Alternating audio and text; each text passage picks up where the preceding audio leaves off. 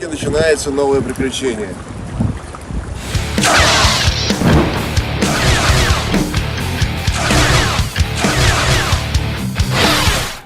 Этот фильм будет в 3 сериях. Путешествие на остров Сахалин и острова Курильской гряды. Кунашир и Шикотан.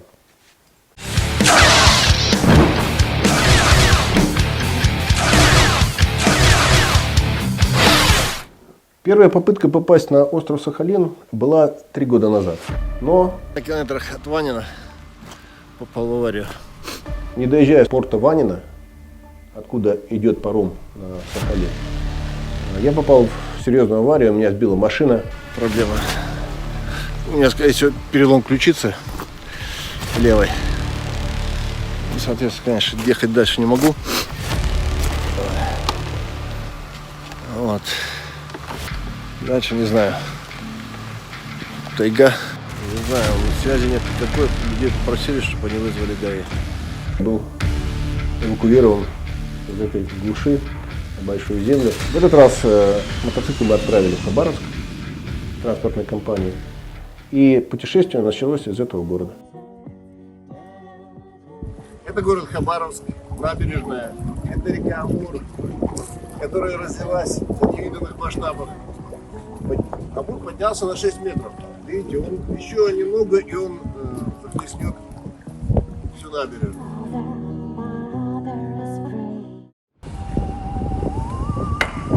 Есть такая замечательная компания ПЭК. Они неправильно оформили документы. И товарищ Александр Мишкин теперь получит мой мотоцикл. Но куда он приедет, хер его знает. А я забрал его. Ну, это лучше, красивше. Обидно. Саня, а где гусь? Всем привет, переходим на чистую энергию.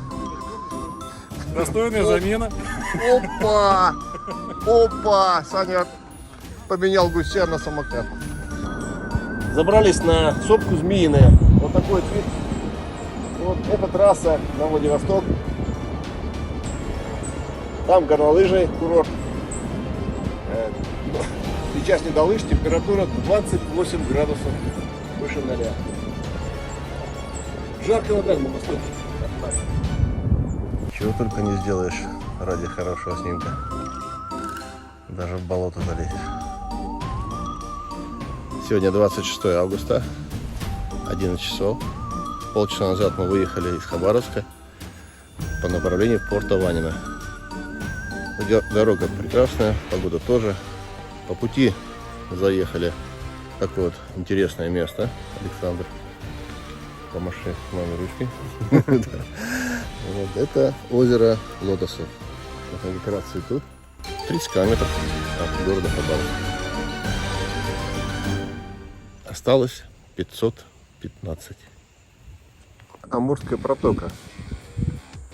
Небольшой приток Амура. Так разбился, что вот эта беседочка, только крыша видна. Это столбы освещения ведущие.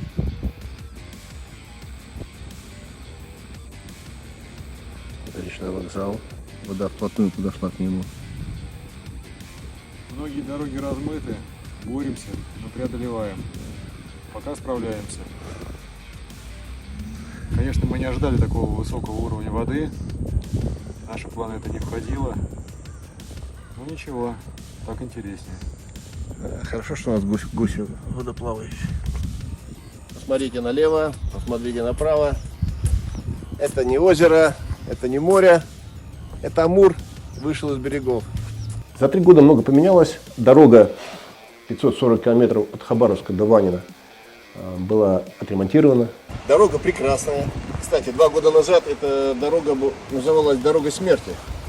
Ужасная была. Сейчас почти идеальный асфальт. Красивые виды. Слева река, справа скалы. 25 градусов тепла. Едем в порт Ванина.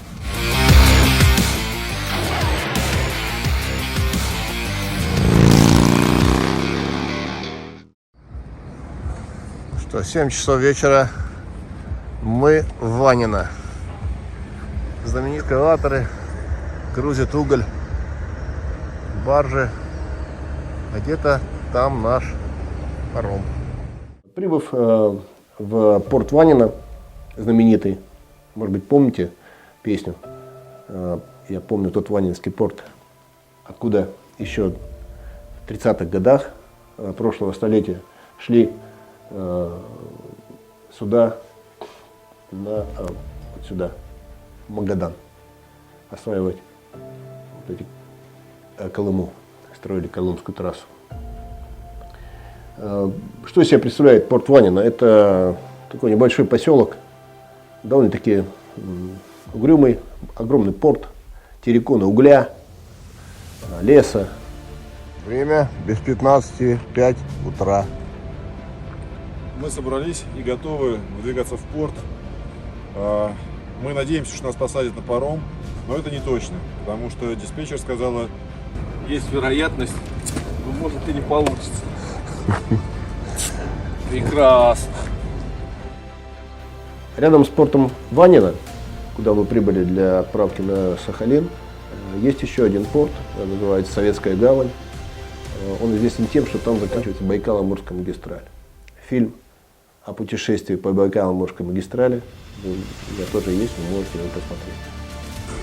Паром будет отплывать в час дня. Мы будем куковать еще 7 часов. Ходить нельзя, закрытая территория, погранцы, таможня, все дела. Ой, хорошо, Александр самогонки взял.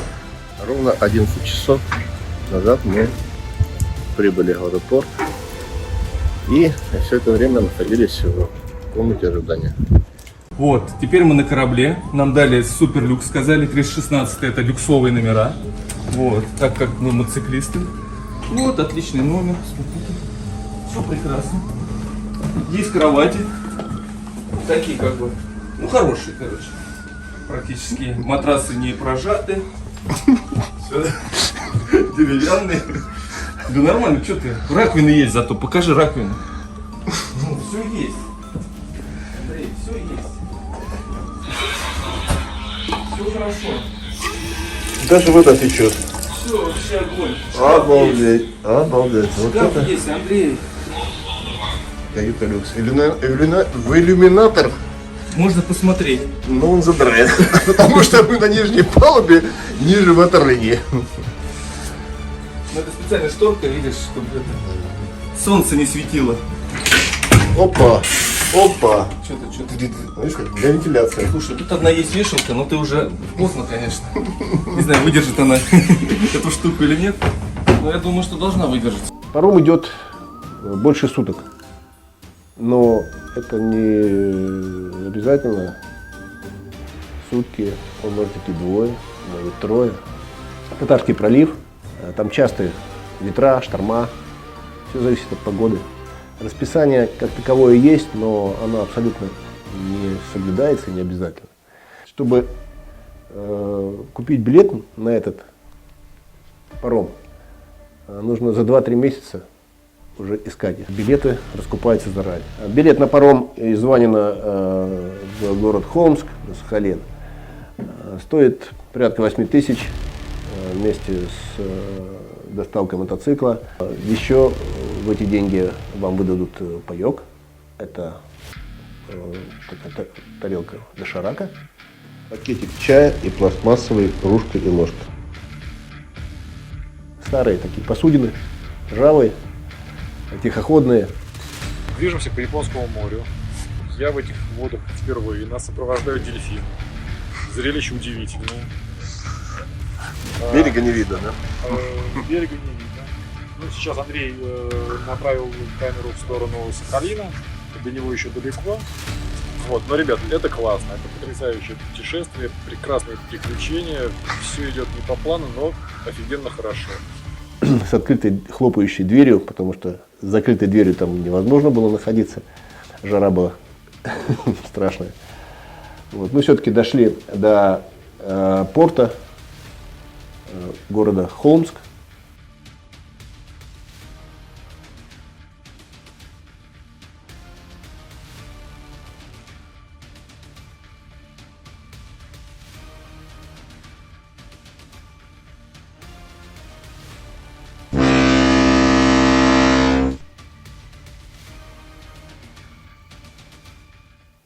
остров Сахалин. Это отдельный регион нашей страны, Сахалинская область, куда входят и острова Курильской гряды. Его длина 950 километров, ширина различная, от 100 километров и больше. Вот это огромный остров. Представьте, 1000 километров. Здесь на севере одни погодные условия, один климат, на юге совсем другой. То есть, достаточно большой. Самая обжитая часть – это юг. От пирса до выезда с территории порта метров 300, не больше. Грунтовой, грязной такой поверхности. Дорогой его назвать нельзя. И это стоит 1400 рублей. Это самая дорогая платная дорога, платный участок, даже не дороги, а чего-то, за всю историю, где я ездил. Город Холмск. Это порт, куда прибывают паромы с большой земли. Вот. Здесь центральная набережная города.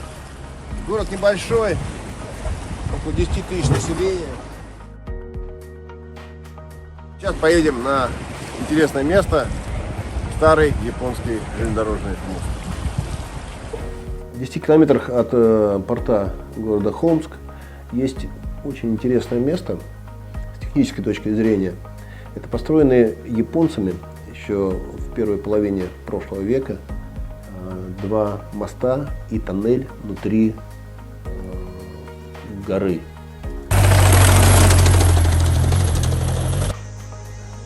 Добрались мы еще до одного знакового места Сахалина. Это чертов мост. Вот по этой железной дороге проехали ряд 5 километров. Прямо по шпалам. И здесь заканчивается тоннелем. Тоннель сейчас перекрыт. А вообще эта дорога идет в горе, в тоннеле. И делает такой разворот. И выходит вот на этот чертов мост. Железная дорога входила в гору, в которой был прорыт туннель. И этот туннель внутри горы поднимался на высоту 40 метров и с разворотом на 270 градусов. Представляете, это железная дорога, это не автомобильная, выходящая на мост, который называется Чёрт. Решили немножко срезать, по короткому пути пойти. Ну и как всегда, вот такая вот красота. Болото покрыто ряской, здесь уже после японцев никто не ездил точно. Когда мы ехали к Чертовому мосту, дорога там тоже непростая, после дождя сложно было проехать. И она пересекала железную дорогу. Старая железная дорога построена еще японцами. Навстречу нам ехал джип, и он остановился, увидев. Мы спросили, как лучше проехать до Чертового моста. И товарищ сказал, что ребята, вы на мотоциклах езжайте прямо по шпалам и проедете тут километров 5 и упретесь в этот чертов мост.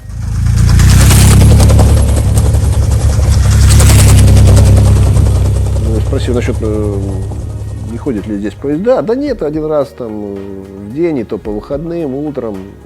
Так что не переживайте. Ну, мы поехали. На первый путь прибывает поезд Подольск-Сахалин.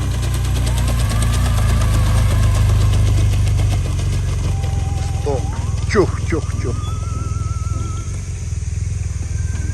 Это реальная железнодорожная станция, называется Николайчук. Мы идем по железной дороге. Вообще отлично, как скоростной поезд. Это концовка, конечная остановка. Возвращаясь обратно, съехали с железной дороги, остановились, чтобы перекурить. Вот только что выехали на этом переезде, съехали, и вот идет поезд. Нормально. И видим, навстречу идет поезд. Да, пассажирский, там всего лишь 2 вагона, но это было очень рискованно. Потому что шли мы по шпалам со скоростью где-то порядка 60-70 км в час. Ну и с такой же скоростью навстречу двигался поезд. А теперь, как в задачке 5 класса, рассчитайте, с какой скоростью мы бы столкнулись. Рельсы настолько высокие, что под углом мотоцикл тяжелый не перетащишь. Да, мы не успели. Нормально. Нам повезло с тем, что мы на железнодорожном переезде, там, где можно будет съехать. Мы просто съехали. 5 минут назад мы выехали вот оттуда. Удача нам сопутствовала не раз. Да, ребята, красотень здесь неописуемая. Такое классное техническое сооружение, конечно, сделано японцами. И здесь такой приличный склон. Фундаменты же надо сделать, всю землю тут посмотреть. Опоры эти откуда-то привезти еще. Все это смонтировать, конечно, здорово. Так еще туннель такой под этой горой. Вот такую петлю делает и вниз спускается. И рядом, около каждого моста, вот такие дзоты. Охрана моста была. А за ним мы сейчас придем. Еще один будет мост. Ведьмин мост. От чертового моста идем к Ведьминому мосту. Вдоль железнодорожных путей. Эти уже пути давно не используются, но рельсы как новые. Вот японцы положили-то на века шпалы. Черная дыра ведет неведомо куда. Непонятно. Ну, пойдем сейчас туда. Шпалы уже в идеальном состоянии. Да и тоннель сам тоже. Вообще ничего не вижу. Тоннель, как знаете. Идем уже 10 минут.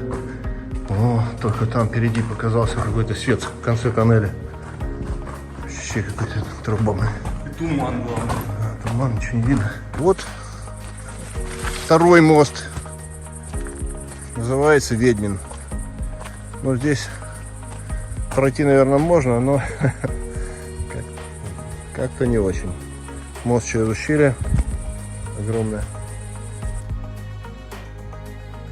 На Сахалине очень много речек, и из них можно пить воду. Так что воду с собой брать это абсолютно не обязательно. Вот так вот. Ну, вкусная вода-то. Да, отлично. Что, мы вернулись от Ведьминого моста обратно к чертовому мосту. Расстояние 2 километра 100 метров между двумя мостами. И еще между ними тоннель длиной 500 метров. Сейчас идем дальше по чертовому мосту.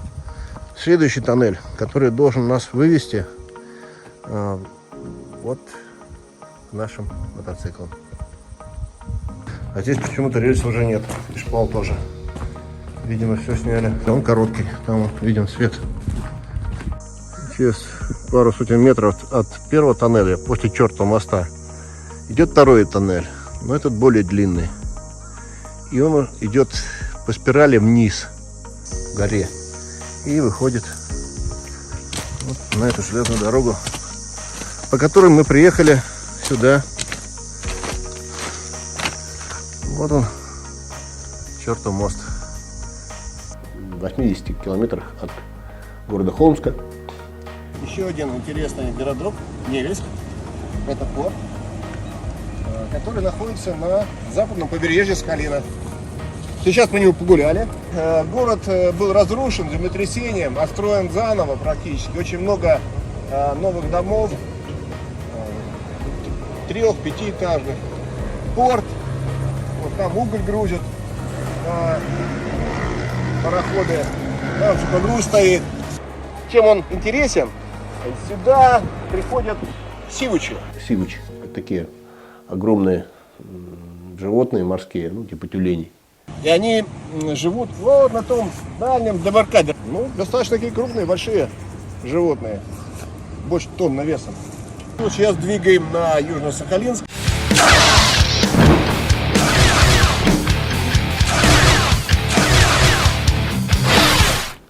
Больше 10 лет назад я был в Южно-Сахалинске, был на Сахалине, но тогда у меня было путешествие, связано с дайвингом и погружениями. В этот раз Южно-Сахалинск предстал совсем немножко в другом виде. По Южно-Сахалинску и не перестаю восхищаться, какой замечательный город. Я сейчас на центральной улице, конечно, за мной дом правительства. Это большое красивое здание. А напротив театр. Это красивый современный город, очень чистый, весь в цветах. современные здания, остановки, автобусы, то есть транспорт развитый. В основном все праворульные. Вот, японские. Хонды, Тойоты. Ну вот из 10 машин только одна была с левым рулем. Прекрасный горнолыжный курорт. Прямо начинается с окраины Южно-Сахалинска. Хорошие отели, рестораны, кафе. Такая особенность города, что очень много лавочек. Это не парк, это просто обычный небольшой скверик. Население Южно-Сахалинска порядка 200 тысяч человек, но он очень компактно расположен. И чувствуешь себя как в обычном областном центре, хорошем областном центре Центральной России.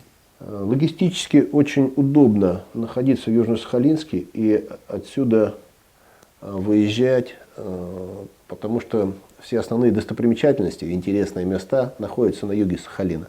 Называется ворота Тории. Построены не так давно, в 1940 году. Здесь было японское поселение. В 1945 году всех отсюда выгнали. Дальше в море лежбище Сеучей. Балдеет. Ехали совсем немного от ворот Тории, и вот тут небольшой рыночек, где продают камчатского краба. Вот такие большие штуки. Штучка стоит от 1,5 маленький до 3 такой большой. 1000 рублей за штуку.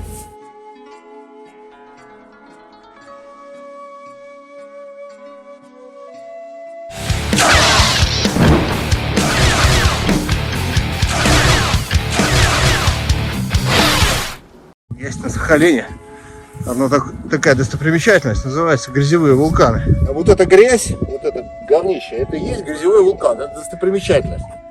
Пугачевский. Пугачевский даже, ох, название какое. Но идти по нему, это просто трындец. Это километра 3 леса, грязи, глины, и в конце еще где-то метров 300-400 зыбкой топи, болота. То есть ноги проваливаются. Так, я думаю, сейчас уйдешь туда. Вот добрались, вот какая красота. Так что, если есть у вас желание, приезжайте на Сахалин, полюбуйтесь вот этой лечебной грязью, которая сейчас высохла.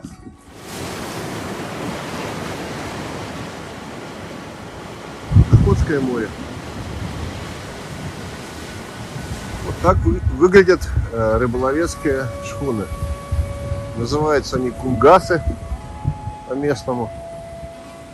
Вот такая деревянная посудина, не знаю сколько ей лет. Дождик накапал, вода. Такие штуки для вычерпывания воды. Такие палки, видимо, доставать снасти.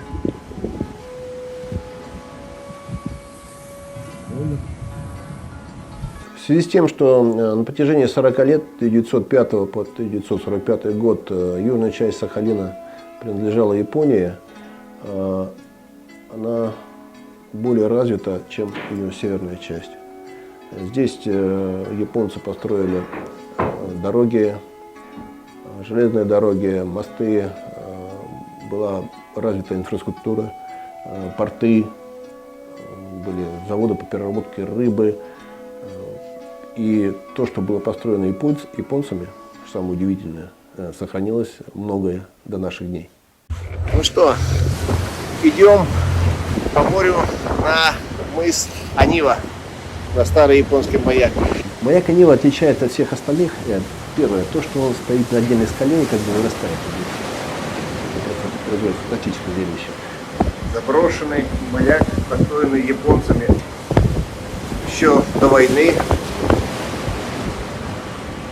Очень живописное место, просто нереально. Обследуем заброшенные комнаты этого маяка. Он, кстати, работал до 2006 шестого года, говорят. Вокруг скалы, чайки, тюлени, которые лежат на этих скалах. Поднимаемся дальше. Вот такая винтовая лестница. Второе, само устройство маяка, механическая часть. Знаете, лампа находилась, основание лампы в большой ванне, заполненной ртутью, которая выполняла роль подшипника. Вот сюда наливался ртуть, наливалась, и это был как подшипник. И вот эта верхняя часть крутилась в ртути. Вот. И вал проходил оттуда вниз к этому механизму. И человек накручивал, поднимал груз сверху. И он потом на цепи, потихонечку двигаясь, как часы, вращал вот этот вал. Вот этот вот вал. И двигал это. Механизм вот для поворота маяка. То есть луча. Двигалась чаша и поворачивал. Этот груз, похоже, что это как свинец, да, свинца. Вот в этой трубе. Это шар. То есть надо было каждые сутки подняться сюда, поднять этот груз, и он как бы крутился, да. Вращался за счет противовеса. Ну, это примерно как часы с кукушкой у нас, да?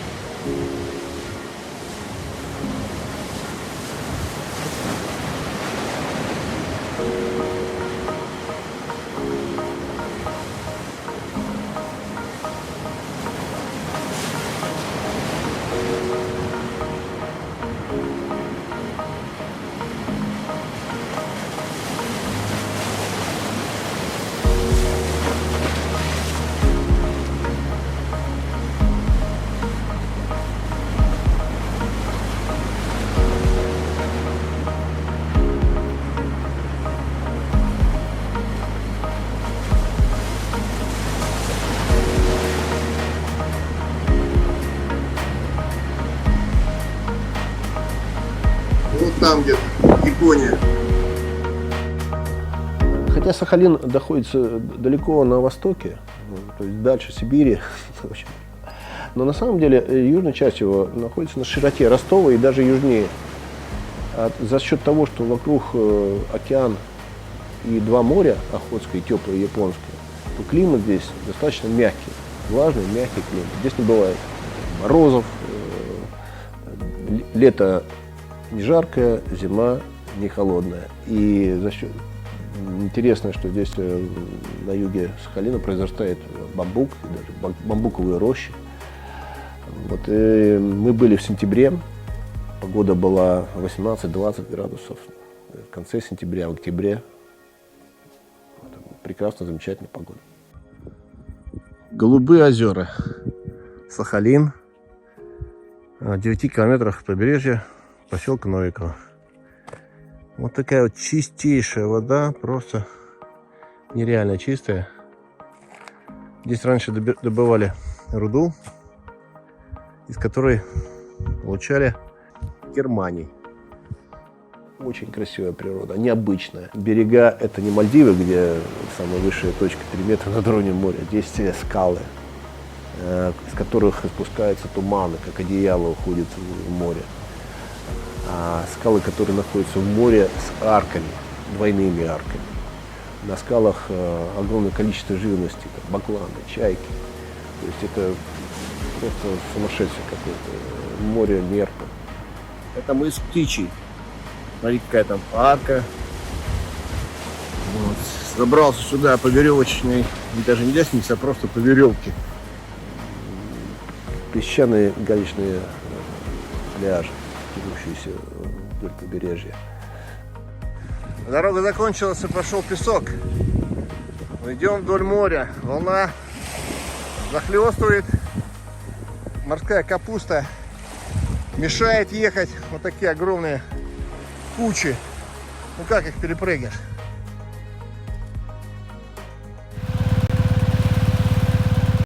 Тропа, идущая к скале Лягушка. Место силы. Одно из немногих в мире, так говорят. Красивое место, река, холодной водой, с рыбой. На Сахалине очень много нерестовых рек. Это такие небольшие речки, они могут быть шириной там, 2, 3, 5 метров, совсем мелкие. Но они примечательны тем, что осенью туда идет на нерест рыба, горбуша, кита. И как раз мы попали в этот момент. Удивительное зрелище. Представляете, речка глубиной там, сантиметров 30, шириной 3 метра, и по ней идет огромное количество рыбы. Огромное количество, можно просто по ней идти. Можно брать и руками выбрасывать. Вот она горбуша, сахалинские реки. Сейчас везде стоит охрана, ее запрещено ловить. Но это очень правильно. Андрюха, медведь! Ой, медведь! Но в это время медведи выходят к этим рекам и отъедаются перед зимней спячкой. Речки. Там нельзя их ловить. Стоит охрана. Это браконьерство. Уголовная статья. А в море можно. На удочку, конечно.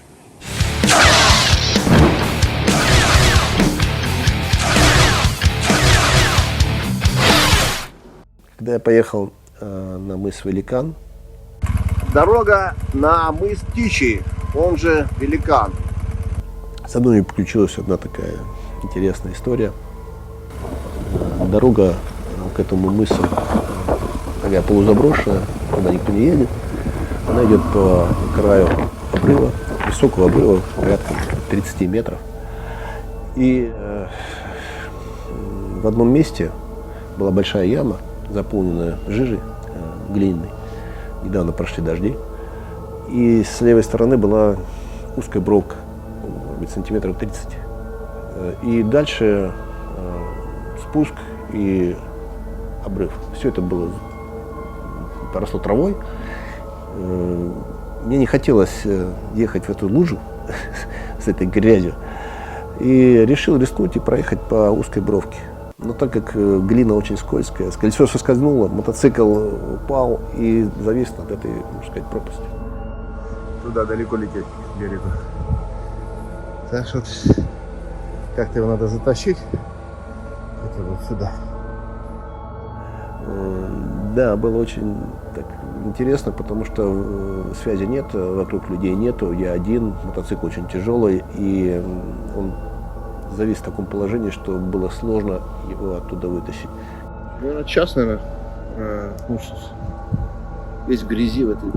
Как еле-еле вытащил оттуда. Невозможно. Он сам едет, пришлось на руках все вытаскивать. Вообще-то не следовало было рисковать, потому что все могло быть закончиться намного хуже. И если бы мотоцикл упал со скалы, то вряд ли от него что-то осталось. Вот, сейчас еду дальше по этой дороге, которая ведет прямо у самого берега Охотского моря. Тоже никого здесь нет, пустая дорога. Вроде она должна вывести на противоположную сторону через перевал к озеру Буссе. Ну, надеюсь, что так и будет. На карте ее нет.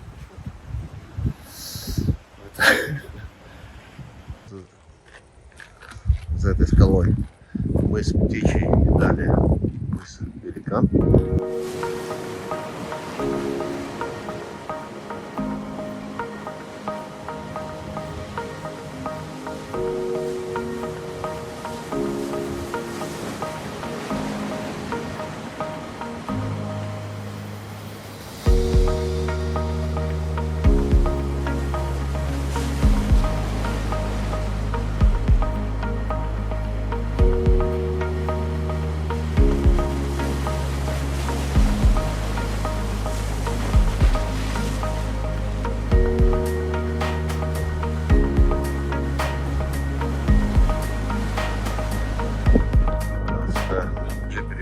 Туристов.